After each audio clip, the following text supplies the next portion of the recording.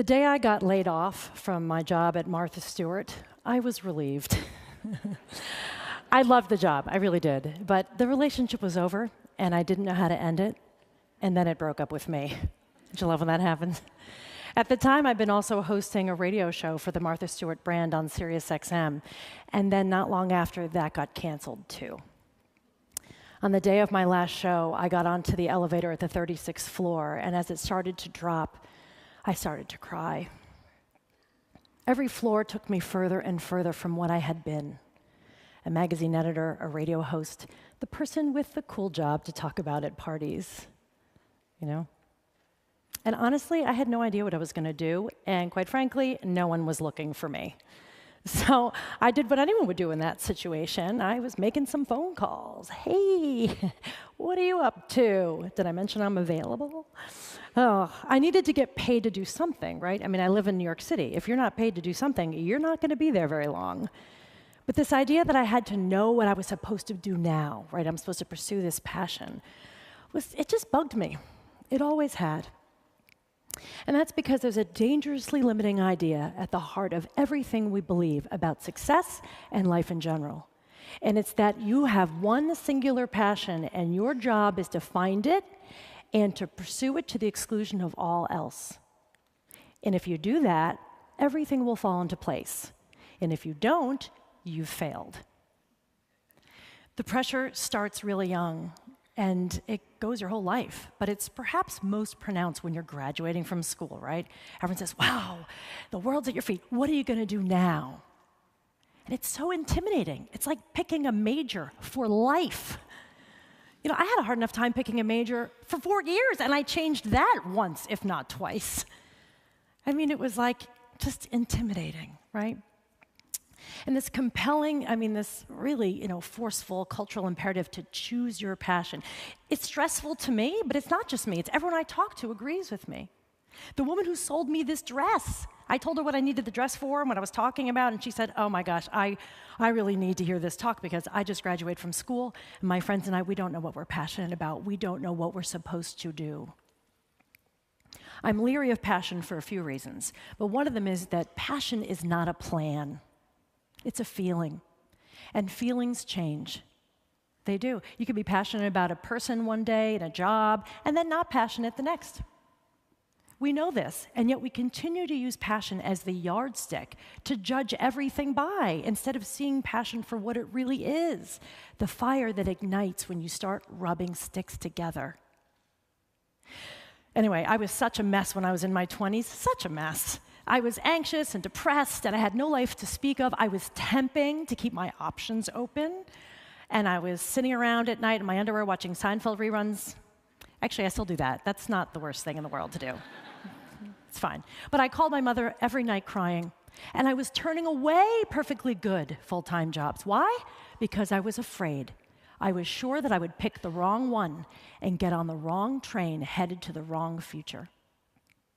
My mother begged me. She said, please take a job, any job. You're not going to be stuck. You're stuck now.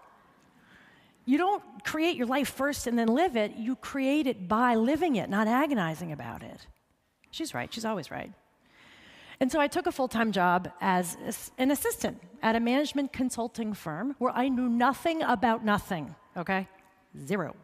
Except I knew I had a reason to get up in the morning, get showered, leave the house, and people who were waiting for me when I got there. And I got a paycheck every 2 weeks. And that is as good a reason to take a job as any. Did I know that if I wanted to be an office administrator for the rest of my life? No, I had no idea. Truly. But this idea that everything you're supposed to do should fit into this passion vertical is unrealistic, and I'll say it, elitist. You show me someone who washes windows for a living, and I will bet you $1 million it's not because he has a passion for clean glass. One of my favorite columns is a piece by Dilbert creator Scott Adams. He wrote a piece in the Wall Street Journal a few years ago about how he failed his way to success, and one of his jobs was as a commercial loan officer. And he was taught specifically, do not loan money to someone following their passion. No, loan it to someone who wants to start a business. The more boring, the better. Adam says that in his life, success fueled passion more than passion fueled success. When I got my first job as a magazine editor in publishing, I was thrilled. But I had to take a pretty big pay cut. Because at the time, I'd been a catalog copywriter at a wig company.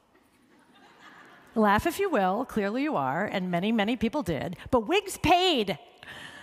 And so I had to figure out a way to make some money. So a friend of mine invited me to a jewelry party. And I said, what is a jewelry party? She said, oh, it's like Tupperware, but with bracelets. I said, okay, got it. Got it. I went and I had the best time. I was there hanging out, trying on jewelry, and the salesperson's having a great time. And I was like, that's a job. I could do that. I mean, really, she seems to be having a great time. Now, I had no background in sales, unless you count Girl Scouts, and I was terrible. And I had no passion for jewelry. I mean, honestly, my earrings cost $20, combined, all of them. And yet I was like, I think I can sling silver jewelry to suburban moms drinking daiquiris. Yes, I can do that. And so I did it. I signed up. I became a Silvata Designs rep. And listen to me, I was not setting the world on fire right away, really. I was so awkward and afraid of selling. And then I got better, and I got better. And I started making some money, and I started getting really passionate about it. Not just because of the money, but because what I realized was people wanted this stuff. They were happy to pay for it. I sold so much jewelry that year, I won a free trip to St. Thomas. It's true. I eventually let my jewelry business go because my career path shifted. But I was so glad that I did that because it planted an entrepreneurial seed I didn't know was there, and that bears fruit to this day. Now, as you know, an entire cottage industry has sprung up around helping people find their passions, right? Books, coaching, webinars, whatever. And their heart's in the right place. It's great. I'm all about self-discovery. Okay? But when you ask someone, or you're asked, like, what's your passion? It's triggering. It's like upsetting. Like, oh my God, I have to come up with a good answer for this. One of my friends is in her mid-40s, and she's looking at, like, what's her life going to be now? And she's like, I don't know what I'm passionate about. And she's legitimately concerned about this. She's ready to hire a team of people. I was like, why are we worrying about this? You know why? Because she thinks something's wrong with her. I thought something was wrong with me when I was in the 7th grade. And everyone was really into like their rock bands and their actors, and they would carve the names of those bands in the tables at the library. And I never carved anything because I couldn't think of anything to carve. I mean, I liked Bon Jovi as much as the next girl, but not enough to deface school property, you know? That's probably why I don't have any tattoos either. I'm assuming that's why. But I thought I was really boring. I thought something was wrong with me. But that's the fear, isn't it? That when someone asks you at a party, on a date, at a job interview, what are you passionate about? That you're not going to have this wow, compelling answer, and that means you're not interesting or ambitious, or that you don't have a singular obsession or a scary talent that you're hiding, and that your life isn't as worth living, and that's not true. Passion is not a job, a sport, or a hobby. It is the full force of your attention and energy that you give to whatever's right in front of you. And if you're so busy looking for this passion, you could miss opportunities that change your life. You could also miss out on great love, because that's what happens when you have tunnel vision, trying to find the one. We all think we know the kind of person we are and the kind of person we could love. But sometimes we're wrong, blissfully wrong. And sometimes you don't know what you're going to do next, right? I mean, I don't. I love not knowing what I'm going to be doing 5 years from now or what I'll be into. And that's okay. It's okay not to know. You know why? Because the most fulfilling relationships, the most fulfilling careers are those that still have the power to surprise you. And as for the things you know you want to do, you want to write a book, you want to start a business, you want to change careers, great. But if you're sitting around waiting for passion to show up and take you there, you're going to be waiting a long time. So don't wait. Instead, spend your time and attention solving your favorite problems.